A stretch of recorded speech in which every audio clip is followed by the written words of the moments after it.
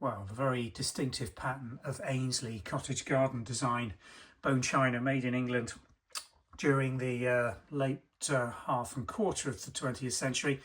And this is quite a rare teapot, a large teapot, 2.25 inches. Now you will see Aynsley Cottage Garden teapots. They start from half a pint.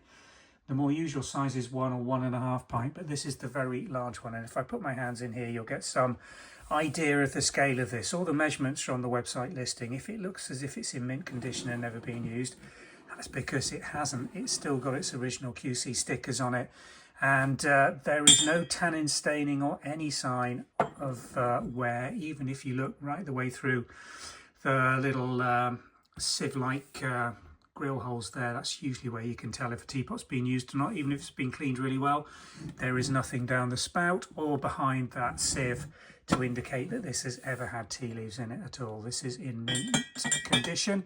And the other giveaway is its Aynsley QC sticker still in place on the base there. Modern 20th century Cottage Garden fine bone china, still made in England, obviously, and a fine thing it is too. If you're a collector of Aynsley and if you've got a Cottage Garden tea set and you're looking for a larger teapot or a replacement because you've had some damage on yours, this is a really fine choice for you. Mint condition, won't find a cleaner one or a better one. And as I say, finding them in this large 2.25 pint size is quite tricky to do.